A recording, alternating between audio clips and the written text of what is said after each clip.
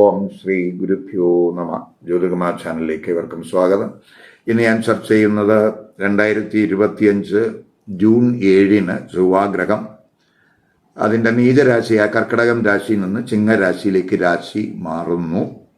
July 10 മുതൽ ആ ചൊവ്വാഗ്രഹം ചിങ്ങരാശി നിൽക്കുന്ന കേതുവുമായിട്ടൊക്കെ യോഗം വരുന്നുണ്ട്. അപ്പോൾ ചൊവ്വയുടെ ചിങ്ങരാശിയിലേക്കുള്ള രാശിമാറ്റവും കേതുവുമായിട്ട് ചൊവ്വയുടെ യോഗമൊക്കെ വരുന്നത് ഓരോ കൂറുകാരെയും ഓരോ ലഗ്നക്കാരെയും ഏതുവിധം സ്വാധീനിക്കും എന്നുള്ളതാണ്. ഇപ്പോൾ നമുക്കറിയാം, കഴിഞ്ഞ ഏപ്രിൽ 3 മുതൽ ചൊവ്വ ജലരാശിയായ കർക്കിടക രാശിയിൽ സഞ്ചരിക്കുകയാണ്.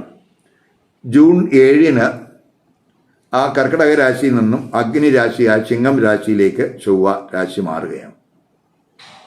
ഇപ്പോൾ ജൂലൈ 28 വരെയൊക്കെ ആ ചൊവ്വാഗ്രഹം അഗ്നിരാശിയിൽ ഉണ്ടാകും. ഇപ്പോൾ അഗ്നിരാശിയിൽ ആ ചിങ്ങരാശിയിൽ കേതു സ്ഥിതി ചെയ്യുന്ന സമയമാണ്. ജൂലൈ 10 മുതൽ കേതുവുമായിട്ട് ചൊവ്വയ്ക്ക് യോഗവും വരുന്നുണ്ട്. പ്രത്യേകിച്ച് ചൊവ്വാഗ്രഹം എന്ന് പറയുമ്പം ധൈര്യത്തിൻ്റെയും വീര്യത്തിൻ്റെയൊക്കെ പോരാട്ട വീര്യത്തിൻ്റെയൊക്കെ ഗ്രഹമാണ്. ആജ്ഞാശക്തിയുടെ ഗ്രഹമാണ്. മത്സരബുദ്ധിയുടെ ഗ്രഹമാണ്. ആക്രമണത്തിൻ്റെയും അതുപോലെ തന്നെ ഊർജ്ജസ്വലതയുടെയും വികാര ആവേശത്തിൻ്റെയൊക്കെ ഗ്രഹമാണ്. പൊതുവെ ആത്മവിശ്വാസത്തിൻ്റെ ഗ്രഹമാണ്. ഇപ്പോൾ നമുക്ക് ഈ സ്പോർട്സുമായിട്ട് ബന്ധപ്പെട്ട് പ്രവർത്തിക്കുന്നവർക്ക്, അതുപോലെ റിയൽ എസ്റ്റേറ്റ് അതുമായിട്ട് ബന്ധപ്പെട്ട് പ്രവർത്തിക്കുന്നവർക്ക്, അതുപോലെ സഹോദര വിഷയങ്ങളുമായിട്ടുള്ള കാര്യങ്ങൾക്ക്, ബ്ലഡ് റിലേറ്റഡ് ആയിട്ടുള്ള ഹെൽത്ത്, ഇത്തരം കാര്യങ്ങളുടെയൊക്കെ തന്നെ ഒരു ഗ്രഹമായിട്ട് നമുക്ക് ഈ ചൊവ്വാഗ്രഹത്തെ കാണാം. ഇപ്പോൾ ആ ചൊവ്വാഗ്രഹം ജലരാശിയിൽ നിന്നും അഗ്നിരാശിയിലേക്ക് രാശി മാറുക എന്ന് പറയുമ്പോൾ, സൂര്യൻ്റെ രാശിയിലേക്ക് രാശി മാറുക എന്ന് പറയുമ്പോൾ, ഇപ്പം നമ്മൾ ഈ പറഞ്ഞ കാര്യങ്ങൾക്കൊക്കെ ഒരു ഗുണാനുഭവം ഉണ്ടാകും എന്ന് തന്നെ പറയാം. ശക്തി കൂടും, അതിൻ്റെ കാരകത്വങ്ങൾക്കൊക്കെ ശക്തി കൂടും. ചില സമയത്ത് ഈ കുജനും കേതുവുമായിട്ടൊക്കെ യോഗം വരുമ്പോൾ ചില കാര്യങ്ങൾ നമ്മൾ ശ്രദ്ധിക്കേണ്ടതായിട്ടും വരും. ജൂലൈ 10 കഴിയുമ്പോഴാണ് ആ ചൊവ്വാഗ്രഹം കേതുവുമായിട്ടൊക്കെ യോഗം വരുന്നത്. അപ്പോൾ ഈ ചൊവ്വ ചിങ്ങരാശിയിൽ വന്നു കഴിഞ്ഞാൽ ആദ്യം മകൻ നക്ഷത്രത്തിലൂടെ സഞ്ചരിക്കുന്നു, ഏകദേശം ജൂൺ 29 വരെ. അത് കഴിഞ്ഞ് 30 മുതൽ അത് പൂരം നക്ഷത്രത്തിൽ, ശുക്രൻ്റെ നക്ഷത്രത്തിൽ പ്രവേശിക്കുന്നു. അത് കഴിഞ്ഞ് ജൂലൈ 23 ആവുമ്പോൾ സൂര്യൻ്റെ നക്ഷത്രത്തിലൂടെയാണ്, മിത്രഗ്രഹത്തിൻ്റെ നക്ഷത്രത്തിലൂടെ ആ ചൊവ്വ സഞ്ചരിക്കുന്നു. ആ ചിങ്ങരാശി നിൽക്കുന്ന ചൊവ്വ അതിൻ്റെ 4, 7, 8 ഭാവരാശികൾ ദൃഷ്ടി ചെയ്യുകയും കൂടെ ചെയ്യുന്നുണ്ട്. അപ്പോൾ അത് നമുക്ക് ചില മേഖലകളിൽ പോസിറ്റീവ് ഇമ്പാക്റ്റും ചില മേഖലകളിൽ നെഗറ്റീവ് ഇമ്പാക്റ്റും ഉണ്ടാകാൻ സാധ്യതയുണ്ട് എന്നും കൂടെ മനസ്സിലാക്കുക.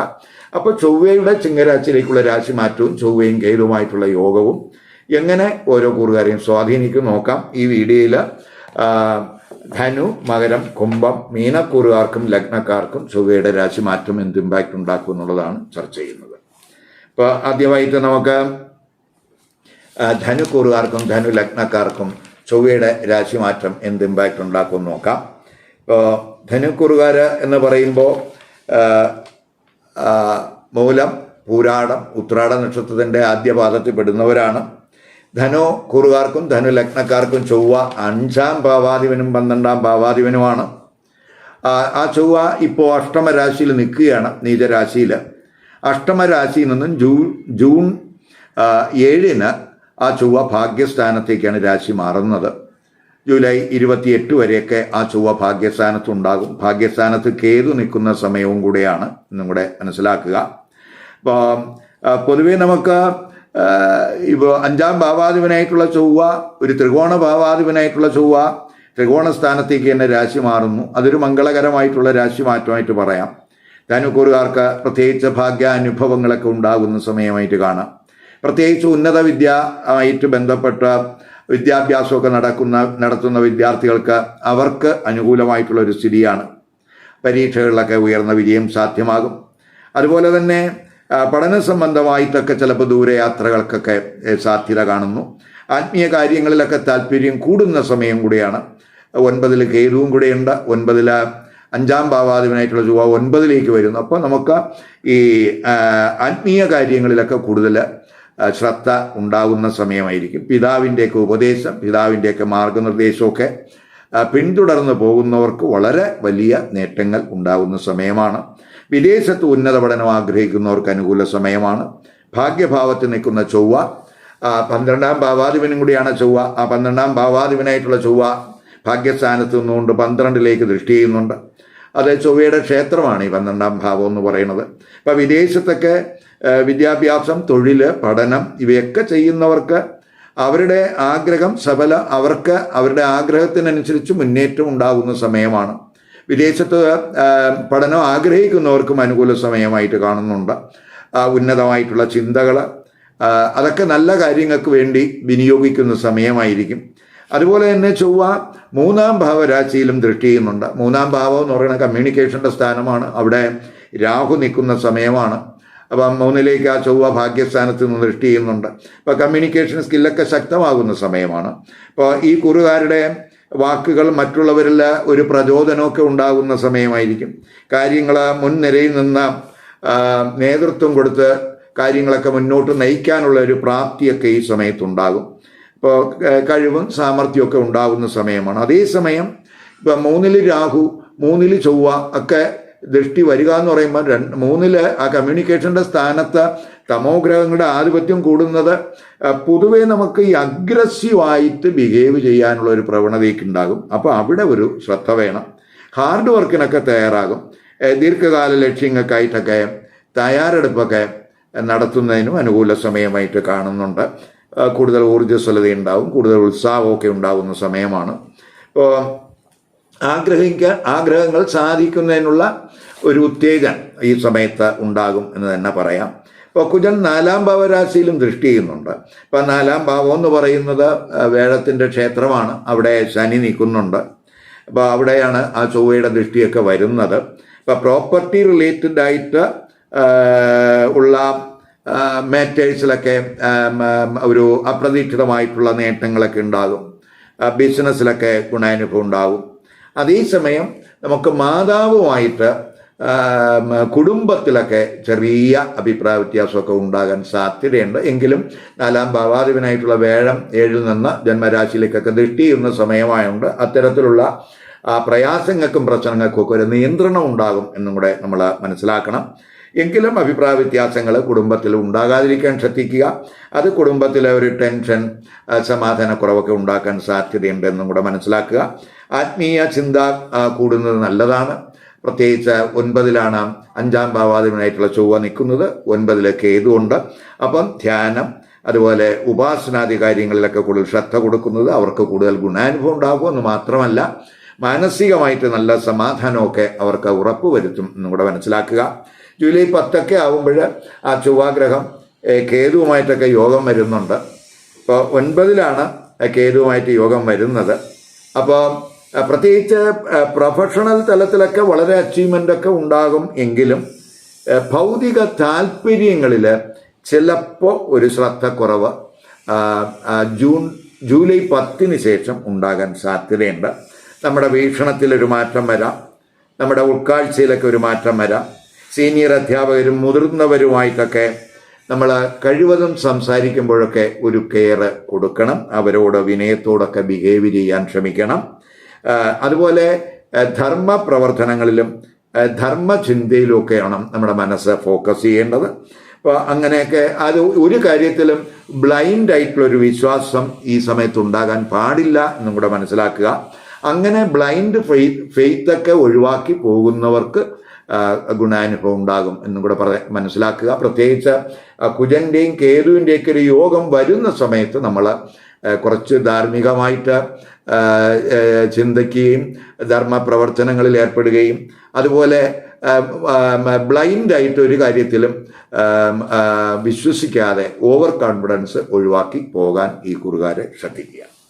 ഇനി മകരക്കുറുകാർക്കും മകരലഗ്നക്കാർക്കും ചൊവ്വ ചിങ്ങരാശിയിലേക്ക് രാശി മാറുന്നതും ചിങ്ങരാശി നിൽക്കുന്ന കേതുവുമായിട്ട് ചൊവ്വയ്ക്ക് യോഗം വരുന്നതും എന്ത് ഇമ്പാക്റ്റ് ഉണ്ടാക്കും നോക്കാം. മകരക്കുറുകാരെന്ന് പറയുമ്പോൾ ഉത്രാട നക്ഷത്രത്തിൻ്റെ അവസാന 3 പാദം, തിരുവോണം, അവിട്ട നക്ഷത്രത്തിൻ്റെ ആദ്യത്തെ 2 പാദത്തിൽ പെടുന്നവരാണ്. ഇപ്പം മകരക്കുറുകാർക്കും മകരലഗ്നക്കാർക്കും ചൊവ്വ 4ാം ഭാവാധിപനുമാണ്, 11ാം ഭാവാധിപനുമാണ്. ആ ചൊവ്വ ഇപ്പോൾ 7ൽ നീചരാശിയിൽ നിൽക്കുകയാണ്, സഞ്ചരിക്കുകയാണ്. ജൂൺ 7 ആകുമ്പോൾ ആ നീചരാശിയിൽ നിന്നും ആ ചൊവ്വ 7ാം ഭാവരാശിയിൽ നിന്നും 8ാം ഭാവരാശിയിലേക്കാണ് രാശി മാറുന്നത്. അപ്പോൾ ജൂലൈ 28 വരെ ആ ചൊവ്വ 8ാം ഭാവരാശിയിൽ ഉണ്ടാകും. അപ്പോൾ പ്രത്യേകിച്ച് ബിസിനസ്സിലും പാർട്ട്ണർഷിപ്പിലും ദാമ്പത്യ ബന്ധത്തിലും ചില ഉണ്ടായ നിലവിലുള്ള തടസ്സങ്ങൾക്ക് ഒരു മാറ്റമൊക്കെ ക്രമേണ വരാൻ സാധ്യതയുണ്ട്. ഒരു പരിവർത്തനത്തിൻ്റെ സമയം എന്ന് പറയാം. പാരമ്പര്യമായിട്ടുള്ള വസ്തുക്കളോ വിഭവങ്ങളോ അതുമായിട്ട് ബന്ധപ്പെട്ടുള്ള കേസുകളിലൊക്കെ നമുക്ക് വിജയം പ്രതീക്ഷിക്കാവുന്ന സമയമാണ്. അപ്രതീക്ഷിതമായിട്ടുള്ള ധനനേട്ടത്തിനും സാധ്യതയുണ്ട്. ഇപ്പോൾ നഷ്ടപ്പെട്ടു എന്ന് നമ്മൾ കരുതിയ പണമൊക്കെ ചിലപ്പോൾ തിരികെ കിട്ടാൻ സാധ്യതയുണ്ട്. അതേസമയം റിയൽ എസ്റ്റേറ്റ് ബിസിനസ്സിൽ അതുപോലെ വെഹിക്കിൾ റിലേറ്റഡ് ആയിട്ടുള്ള ബിസിനസ്സിനൊക്കെ ഒരു അനുകൂല സമയമല്ല എന്ന് നമ്മൾ മനസ്സിലാക്കാൻ. 4ാം ഭാവാധിപൻ അഷ്ടമത്തിലാണ് നിൽക്കുന്നത്. അതുപോലെ പ്രോപ്പർട്ടി ഡീലൊക്കെ നടത്തുന്നവർ ഈ സമയത്ത് കൂടുതൽ ശ്രദ്ധിക്കണം. അത് ആദായകരമാകണമെന്നില്ല. കബളിപ്പിക്കൽ, ചതി, വഞ്ചന ഇവയിലൊക്കെ നമ്മൾ വീണ് നമുക്ക് നഷ്ടങ്ങൾ ഉണ്ടാകാതിരിക്കാനൊക്കെ ശ്രദ്ധിക്കണം. പ്രോപ്പർട്ടി സംരക്ഷണവുമായിട്ട് ബന്ധപ്പെട്ടൊക്കെ ചിലപ്പോൾ ധനച്ചെലവുണ്ടാകാം. കുടുംബകാര്യങ്ങൾക്ക് വേണ്ടി ധനച്ചെലവ് കൂടുന്ന സമയമാണ്. ഇപ്പോൾ വീട് ആയിട്ട് ബന്ധപ്പെട്ട കാര്യങ്ങളിൽ, വീട് പുതുക്കുന്നതിനോ വീട് വാങ്ങുന്നതിനോ അവയുമായിട്ടൊക്കെ ബന്ധപ്പെട്ടൊക്കെ ചിലപ്പോൾ പണം കൂടുതൽ ചിലവാക്കേണ്ടുന്ന സമയമാണ്. ആരോഗ്യകാര്യത്തിലും ശ്രദ്ധിക്കണം. സുഖസ്ഥാനാധിപൻ അഷ്ടമത്തിലാണ് വരുന്നത്. പ്രത്യേകിച്ച് ഈ മാരക രോഗങ്ങളുള്ളവർ കൂടുതൽ ശ്രദ്ധിക്കേണ്ടുന്ന സമയമാണ്. ദൂരയാത്രകളിലൊക്കെ ശ്രദ്ധ വേണം. ഡ്രൈവിങ്ങിലൊക്കെ ശ്രദ്ധിക്കണം. അതുപോലെ ഈ പൂർവ്വകാല ഇൻവെസ്റ്റ്മെൻറ്റിൽ നിന്ന് നമുക്ക് കിട്ടാതിരുന്ന നേട്ടങ്ങൾ ഈ സമയത്ത് കിട്ടുന്നതിന് സാധ്യതയുണ്ട്. അഷ്ടമത്തിലാണ് ആ സ്ഥിതി ചൊവ്വ വരുന്നു എന്നുള്ളതുകൊണ്ട്. അതുപോലെ നമുക്ക് മുതിർന്നവരുമായിട്ടുള്ള ബന്ധമൊക്കെ കൂടുതൽ മെച്ചപ്പെടും. സഹോദരങ്ങളുമായിട്ടുള്ള ബന്ധമൊക്കെ മെച്ചപ്പെടും. പുതിയ സൗഹൃദങ്ങളൊക്കെ ഈ സമയത്ത് ഉണ്ടാകും. ഇപ്പോൾ 11ാം ഭാവാധിപതിയും കൂടിയാണ് ആ ചൊവ്വ. 11ാം ഭാവാധിപതിയായിട്ടുള്ള ചൊവ്വ 2ലൊക്കെ ദൃഷ്ടി ചെയ്യുന്ന സമയവും കൂടിയാണ്. ചൊവ്വയുടെ ദൃഷ്ടി 2ലൊക്കെ ഉള്ള സമയമാണ്. അത് ധനാഗമമൊക്കെ കൂടാൻ സാധ്യതയുണ്ട്.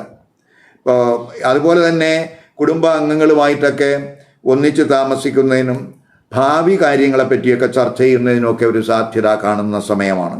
സംസാരത്തിൽ നമുക്കൊരു സംയമനം വേണം. 2ലൊക്കെ രാഹുവുണ്ട്, 2ൽ ചൊവ്വയുടെ ദൃഷ്ടി വരുന്നുണ്ട്. അപ്പോൾ നമ്മൾ ഒരു കാര്യത്തിലും പ്രത്യേകിച്ച് പെട്ടെന്ന് റിയാക്ട് ചെയ്യാതിരിക്കാൻ ശ്രദ്ധിക്കണം. പൊതുവെ ഒരു ടെൻഷനൊക്കെ അനുഭവപ്പെടുന്ന സമയമാണ്. ഹാർഷായിട്ട് സംസാരിക്കുന്നത് കഴിവതും ഒഴിവാക്കുക തന്നെ വേണം. അത് മുഖാന്തരം എന്തെങ്കിലും പ്രയാസങ്ങളൊക്കെ ഉണ്ടാകാനും സാധ്യതയുണ്ടെന്നും കൂടെ മനസ്സിലാക്കുക. കുജൻ 3ലും ദൃഷ്ടി ചെയ്യുന്നുണ്ട്. ഇപ്പോൾ ചെറിയ ചെറിയ യാത്രകൾ ഈ സമയത്ത് വേണ്ടിവരും. അതുപോലെ നമ്മൾ യാത്രകളിലൊക്കെ കഴിവതും അപകടങ്ങൾ ഉണ്ടാകാതിരിക്കാൻ ശ്രദ്ധിക്കണം. ഇപ്പോൾ ഇളയ സഹോദരങ്ങളുമായിട്ടും അയൽവക്കക്കാരുമായിട്ടൊക്കെ നല്ല ബന്ധം ഈ സമയത്ത് നിലനിർത്തി പോകാൻ ശ്രദ്ധിക്കണം. എല്ലാ കാര്യത്തിലും മുന്നിട്ടിറങ്ങുന്നതിനുള്ള ധൈര്യമൊക്കെ ഉണ്ടാകും. ഇപ്പോൾ രാഷ്ട്രീയ പ്രവർത്തകർക്കൊക്കെ പൊതുവെ അനുകൂല സമയമായിരിക്കും. നേതൃതലത്തിലൊക്കെ ഉയരുന്നതിന് സാധ്യതയുണ്ട്. ആഗ്രഹങ്ങൾ സാധിക്കുന്നതിനൊക്കെയുള്ള ഒരു സമയം എന്നും കൂടെ പറയാം. അതേസമയം വൈകാരികമായിട്ട് നമ്മൾ പ്രതികരിക്കാതിരിക്കുക. അതുപോലെ ധനപരമായിട്ടുള്ള ധനം കൈകാര്യം ചെയ്യുന്നതിലൊക്കെ ശ്രദ്ധ കൊടുത്ത് പോകുന്നതിന് നമ്മൾ ഈ സമയത്ത് ഫോക്കസ് ചെയ്യണം. അതുപോലെ തന്നെ ജൂലൈ 10 ആവുമ്പോൾ ഈ ചൊവ്വാഗ്രഹം എന്ന് പറയുന്നത് കേതുവുമായിട്ടൊക്കെ യോഗം ചെയ്യുന്നുണ്ട്. അപ്പോൾ ആ ചൊവ്വയും കേതുവുമായിട്ടൊക്കെ അഷ്ടമത്തിൽ യോഗം വരുന്ന സമയമായതുകൊണ്ട് പേഴ്സണൽ തലത്തിലും ആരോഗ്യത്തിലും ചില പ്രയാസങ്ങളോ പ്രശ്നങ്ങളോ ഒക്കെ ഉണ്ടാകുന്ന വരും. നമ്മുടെ പേഴ്സണൽ റിലേഷൻഷിപ്പിൽ ചില പ്രയാസങ്ങൾ, അതുപോലെ ആരോഗ്യകാര്യങ്ങൾ ചെറിയ ബുദ്ധിമുട്ടൊക്കെ ഉണ്ടാക്കാമെന്ന് വരാം. അപ്പോൾ അവിടെ നമ്മൾ ഒന്ന് ശ്രദ്ധിക്കണം. അതേസമയം ആത്മീയ കാര്യങ്ങളിൽ ഗുണാനുഭവം ഉണ്ടാകും. ആ ആത്മീയ കാര്യങ്ങളിൽ കൂടുതൽ ഫോക്കസ് ചെയ്യുന്നതിനും ആത്മജ്ഞാനമൊക്കെ കൈവരിക്കുന്നതിനൊക്കെ സാധ്യതയുള്ള സമയമാണ്. റിസ്ക്കുള്ള പ്രവർത്തനങ്ങൾ കഴിവതും ഒഴിവാക്കണം. അത് ആരോഗ്യത്തെ ബാധിക്കും എന്നും കൂടെ മനസ്സിലാക്കുക. അതുപോലെ തന്നെ വൈകാരികമായിട്ട് ഒരു അസന്തുലിതാവസ്ഥ നമുക്ക് അനുഭവപ്പെടാം. പെട്ടെന്ന് ക്ഷോഭിക്കുന്ന ഒരു മാനസികാവസ്ഥയൊക്കെ ഉണ്ട് എന്നുള്ളത് കൊണ്ട് ഇപ്പം നമ്മൾ അതിൽ ഒരു കെയർ കൊടുത്ത് പോകണം. അതുപോലെ തന്നെ നമ്മൾ ഈ കഴിവതും കൂടുതൽ വായ്പകളൊക്കെ ആശ്രയിക്കാതിരിക്കാനും ഈ സമയത്ത് ശ്രദ്ധിക്കണം.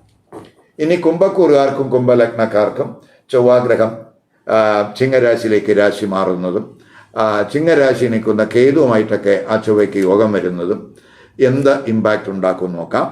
കുംഭക്കുറുകാരെന്ന് പറയുമ്പോൾ അവിട്ട നക്ഷത്രത്തിൻ്റെ അവസാന 2 പാദം, അതുപോലെ ചതയം പൂരിട്ടാതി നക്ഷത്രത്തിൻ്റെ ആദ്യത്തെ 3 പാദത്തിൽ പെടുന്നവരാണ്.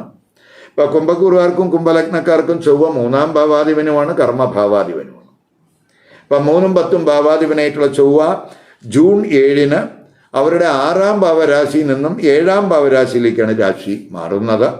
ഇപ്പോൾ ചൊവ്വ ജൂലൈ 28 വരെ ആ 7-ാം ഭാവരാശിയിൽ ഉണ്ടാകും. അതുപോലെ തന്നെ ഇപ്പോൾ ആരോഗ്യ പ്രശ്നങ്ങൾ ഉള്ളവർക്ക് അതിലൊക്കെ ഒരു മാറ്റം ഉണ്ടാകും. തൊഴിലിടത്തൊക്കെ നമ്മുടെ കഴിവില്ലായ്മയൊക്കെ ഒന്ന് മാറിക്കിട്ടും. ശത്രുക്കളെയൊക്കെ നേരിടുന്നതിനുള്ള ഒരു കഴിവൊക്കെ ഈ സമയത്തുണ്ടാകും എന്ന് പറയാം.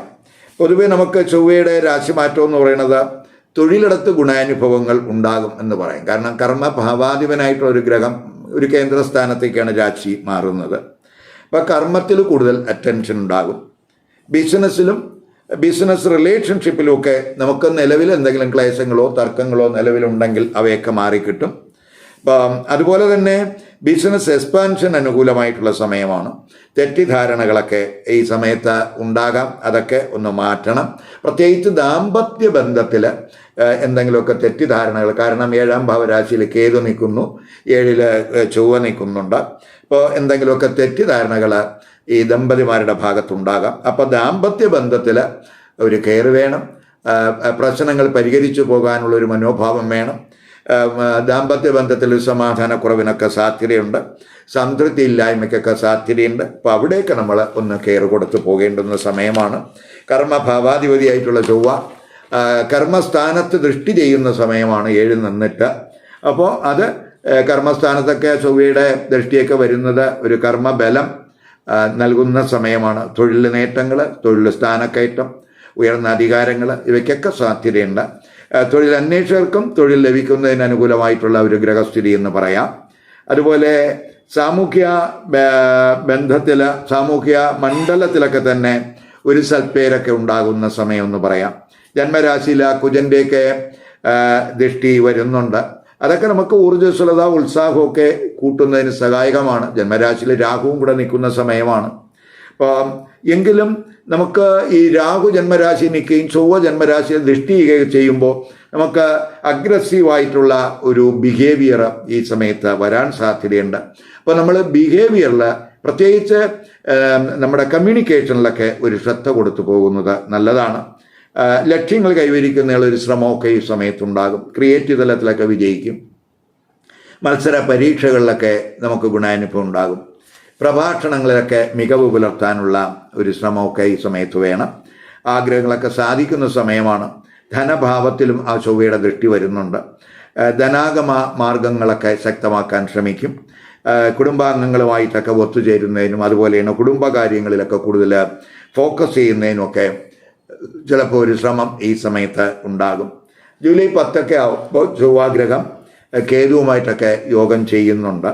അപ്പം പ്രൊഫഷണൽ തലത്തിൽ നമുക്ക് വലിയ തിളക്കം ഉണ്ടാകാം, എങ്കിലും പേഴ്സണൽ റിലേഷൻഷിപ്പിൽ അത്ര തിളക്കം ഉണ്ടാകണമെന്നില്ല എന്നുള്ളത് കൊണ്ട് വളരെ ശ്രദ്ധിക്കണം. പ്രത്യേകിച്ച് എക്സ്ട്രാ മാരിറ്റൽ അഫെയർസ്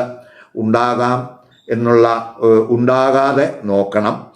അത് നമ്മുടെ പ്രത്യേകിച്ച് മാരിറ്റൽ റിലേഷൻഷിപ്പിൽ ചില പ്രയാസങ്ങൾ ഉണ്ടാക്കും. അപ്പോൾ അവിടെ നമ്മൾ ഒരു കെയർ കൊടുത്ത് പോകണം. ഇപ്പോൾ ഈഗോ കോൺഫ്ലിക്ട്സ് ഈ സമയത്ത് ഒഴിവാക്കണം. അധികാര സ്ഥലത്ത് വടംവലികൾ ഒഴിവാക്കി പോകുന്നതിന് ശ്രദ്ധിക്കണം. കൂടുതൽ ക്ഷമ ഈ സമയത്ത് വേണം. കൂടുതൽ ശ്രദ്ധ ഈ സമയത്ത് വേണം. അതുപോലെ കുറച്ച് സംസാരം, അതാണ് നല്ലത്. കൂടുതൽ ക്ഷമ, കൂടുതൽ ശ്രദ്ധ, കുറച്ച് സംസാരം, അതാണ് പ്രത്യേകിച്ച് ഈ കുജനും കേതുവുമായിട്ടുള്ള യോഗം 7-ൽ വരുമ്പോൾ പ്രത്യേകിച്ച് കുംഭക്കുറുകാരും കുംഭലഗ്നക്കാരും ശ്രദ്ധിക്കേണ്ടത് എന്ന് മനസ്സിലാക്കുക. ഇനി മീനക്കുറുകാർക്കും മീനലഗ്നക്കാർക്കും ഈ ചൊവ്വാഗ്രഹം ചിങ്ങരാശിയിലേക്ക് രാശി മാറുന്നതും കേതുവുമായിട്ട് യോഗം ചെയ്യുന്നതും എന്ത് ഇമ്പാക്റ്റ് ഉണ്ടാക്കും നോക്കാം. മീനക്കുറുകാരെന്ന് പറയുമ്പോൾ പൂരിട്ടാതി നക്ഷത്രത്തിൻ്റെ അവസാന പാദത്തിൽ പെടുന്നവർ ഉത്തരട്ടാതി രേവതി നക്ഷത്രക്കാരാണ്.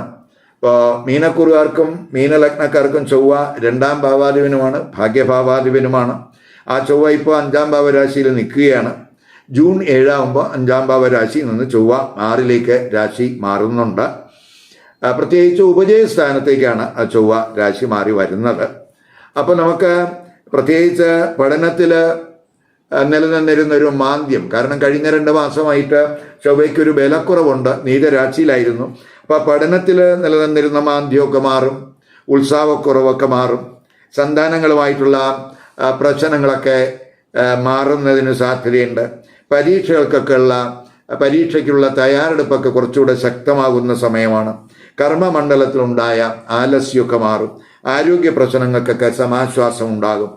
അതുപോലെ തന്നെ നമ്മുടെ ദൈനംദിന വർക്കിലൊക്കെ ശ്രദ്ധ കൂടുന്ന സമയമാണ്. അതുപോലെ കേസുകളുമായിട്ട് ബന്ധപ്പെട്ടവർക്ക് അതിൽ അനുകൂലമായിട്ടുള്ള ഒരു വിജയസാധ്യതയൊക്കെ കാണുന്നുണ്ട്. കടബാധ്യത കുറയ്ക്കുന്നതിനുള്ള മാർഗങ്ങളൊക്കെ ഈ സമയത്തുണ്ടാകും. പ്രത്യേകിച്ച് ജീവിത മാർഗങ്ങളൊക്കെ ഇംപ്രൂവ് ചെയ്യുന്നതിനുള്ള ഒരു സാധ്യത ഈ 6 ചൊവ്വ ഉപജയസ്ഥാനത്ത് വരിക വഴി ഉണ്ടാകും എന്ന് തന്നെ പറയാം. ഭാഗ്യസ്ഥാനാധിപതിയായിട്ടുള്ള ചൊവ്വ ഭാഗ്യസ്ഥാനത്ത് ദൃഷ്ടി ചെയ്യുന്ന സമയം കൂടിയാണ്. അപ്പം 6 നിന്നാണ് ദൃഷ്ടി ചെയ്യുന്നത്. ഭാഗ്യഭാവാദിന 6 വരിക എന്ന് പറയുമ്പോൾ പ്രാരാബ്ധ കർമ്മങ്ങളിലൊക്കെ കൂടുതൽ ശ്രദ്ധ കൊടുക്കുന്നതും, അത് ആ ചൊവ്വ ഭാഗ്യസ്ഥാനത്തൊക്കെ ദൃഷ്ടി ചെയ്യുക എന്ന് പറയുമ്പം ഈ പ്രാരാബ്ധ കർമ്മങ്ങളിലൊക്കെ കൂടുതൽ ശ്രദ്ധ കൊടുക്കുന്നത് കൂടുതൽ ഭാഗ്യ അനുഭവങ്ങൾ ഉണ്ടാകുന്നതിന് വഴിതെളിക്കും എന്നും കൂടെ മനസ്സിലാക്കുക. ദൂരയാത്രകൾക്ക്, വിദേശ യാത്രകൾക്കൊക്കെ സാധ്യത, അങ്ങനെ അത്തരത്തിലുള്ള യാത്രകളൊക്കെ ആഗ്രഹിക്കുന്നവർക്ക് അനുകൂല സമയമായിട്ട് കാണുന്നുണ്ട്. വിദേശത്ത് ഉന്നത പഠനം അതുപോലെ ഗവേഷണം ഇവയൊക്കെ ആഗ്രഹിക്കുന്നവർക്ക് സമയം അനുകൂലമായി കാണുന്നുണ്ട്. വിദേശത്ത് താമസം ആഗ്രഹിക്കുന്നവർക്കും അനുകൂല സമയമായിട്ട് കാണുന്നുണ്ട്. ആത്മീയ കാര്യങ്ങൾക്കായിട്ട് സമയം ചെലവഴിക്കുകയും അതുമായിട്ട് ബന്ധപ്പെട്ടുള്ള ദൂരയാത്രകളൊക്കെ ഈ സമയത്തുണ്ടാകും. ഇപ്പം പൊതുവെ ഒരു കോമ്പറ്റിറ്റീവ് സ്പിരിറ്റൊക്കെ കൂടുന്ന സമയമായിട്ട് കാണുന്നുണ്ട്. ചൊവ്വ 12ാം ഭാവരാശിയിൽ ദൃഷ്ടി ചെയ്യുന്നുണ്ട്. അപ്പോൾ പൊതുവെ നല്ല കാര്യങ്ങൾക്കായിട്ടൊക്കെ ധനച്ചെലവ് ഈ സമയത്തുണ്ടാകാം. മതപരമായിട്ടും സാമൂഹ്യ സേവനപരമായിട്ടും ഒക്കെ തന്നെ ധനച്ചെലവുണ്ടാകും. ചാരിറ്റബിൾ പ്രവർത്തനങ്ങളിലൊക്കെ ചിലപ്പോൾ ഏർപ്പെടുന്നതിനും അതുമായിട്ട് ബന്ധപ്പെട്ട പണച്ചെലവൊക്കെ ഈ സമയത്തുണ്ടാകാൻ സാധ്യതയുണ്ട്. ഇപ്പം ചൊവ്വ ജന്മരാശിയിൽ ദൃഷ്ടി ചെയ്യുന്നുണ്ട്. ജന്മരാശിയിൽ ശനിയുണ്ട്, അവിടെ ചൊവ്വയുടെ ദൃഷ്ടിയും കൂടെ വരുന്നുണ്ട്. അപ്പോൾ ധനസ്ഥിതി ഇമ്പ്രൂവ് ചെയ്യുന്നതിനുള്ള ശ്രമമൊക്കെ ഈ സമയത്തുണ്ടാകും. കുടുംബത്തിലെ കമ്മിറ്റ്മെൻ്റൊക്കെ കൂടുന്ന സമയമായിരിക്കും. അതേസമയം അശ്രദ്ധ കൊണ്ടുള്ള എന്തെങ്കിലുമൊക്കെ ഇഞ്ചുറി, പൊള്ളൽ ഇവയൊക്കെ സാധ്യത ഉണ്ട് എന്നുള്ളത് കൊണ്ട് ഒരു കെയർ വേണം. അതുപോലെ സേവനത്തിൻ്റെ ഭാഗമായിട്ടൊക്കെ ചിലപ്പോൾ ബ്ലഡ് ഡൊണേഷൻ ഒക്കെ നടത്താൻ സാധ്യതയുണ്ട്. അതുപോലെ തന്നെ നമ്മളെ അനാദരിച്ചവർ നമ്മളെ ആദരിക്കുന്നതിന് തയ്യാറാകുന്ന സമയമായിട്ടും കൂടെ നമ്മൾ മനസ്സിലാക്കുക. അതുപോലെ തന്നെ ഈ ചൊവ്വയുടെയൊക്കെ ദൃഷ്ടി ജന്മരാശിയിലൊക്കെ വരുന്ന സമയമായതുകൊണ്ട് പ്രത്യേകിച്ച് നമ്മൾ പ്രകോപനപരമായിട്ട് റിയാക്ട് ചെയ്യാതിരിക്കാൻ ശ്രദ്ധിക്കണം. നമ്മൾ അഗ്രസീവായിട്ട് ഇൻ്ററാക്ട് ചെയ്യാതിരിക്കാനും ഒക്കെ ഒന്ന് ശ്രദ്ധിക്കുന്നത് നല്ലതാണ്. ജൂലൈ 10 മുതൽ ചൊവ്വ കേതുവുമായിട്ട് യോഗം വരുന്നുണ്ട്. അപ്പോൾ പ്രൊഫഷണൽ തലത്തിൽ വളരെ സക്സസ് ഉണ്ടാകും. ശത്രുക്കളുടെ മേലൊക്കെ വിജയമുണ്ടാകും. അതിനൊക്കെ അനുകൂലമായ സമയമാണ്. ഇപ്പോൾ കോ വർക്കേഴ്സുമായിട്ടുള്ള ഒരു സഹകരണ മനോഭാവമൊക്കെ ഉണ്ടാകും. എങ്കിലും നമ്മൾ 6 ആ കേതുവും അതുപോലെ കുജനുമായിട്ടുള്ള യോഗം വരുന്ന സമയമായതുകൊണ്ട് നമ്മൾ പ്രകോപനപരമായിട്ട് റിയാക്ട് ചെയ്യാതിരിക്കാൻ തന്നെ ശ്രദ്ധിക്കണം. അത് കഴിവതും ഒഴിവാക്കണം. അതുപോലെ തന്നെ ദൈനംദിന പ്രവർത്തനത്തിൽ കൂടുതൽ നമ്മൾ ശ്രദ്ധ കൊടുക്കണം. ദിനചര്യയിലൊക്കെ വ്യതിയാനം വരാതിരിക്കാൻ ശ്രദ്ധിക്കണം. അപ്പം നമ്മുടെ ഊർജം എന്ന് പറയുന്നത് നല്ല കാര്യങ്ങൾക്കായിട്ട് ഈ സമയത്ത് വിനിയോഗിക്കണം. ഇപ്പം കഴിവതും അന്യരെ സേവിക്കുന്നതിൽ, അതുപോലെ അന്യരെ സഹായിക്കുന്നതിൽ, ആതുര സേവന പ്രവർത്തനങ്ങളിൽ, സേവന മേഖലകളിലൊക്കെ നമ്മൾ മനസ്സർപ്പിച്ച് നല്ല കാര്യങ്ങൾക്ക് വേണ്ടി നമ്മുടെ ഊർജം ഈ സമയത്ത് വിനിയോഗിച്ചാൽ കൂടുതൽ ഗുണാനുഭവം ഉണ്ടാകും എന്ന് തന്നെ പറയാം. ഈ വീഡിയോ ഇഷ്ടപ്പെട്ടുവെങ്കിൽ ലൈക്ക് ചെയ്യുക, ഷെയർ ചെയ്യുക. അതുപോലെ സബ്സ്ക്രൈബ് ചെയ്യാത്തവർ സബ്സ്ക്രൈബ് ചെയ്ത് കാണുക. മറ്റൊരു പുതിയ വിഷയമായി അടുത്ത വീഡിയോയിൽ കാണാം. നമസ്കാരം.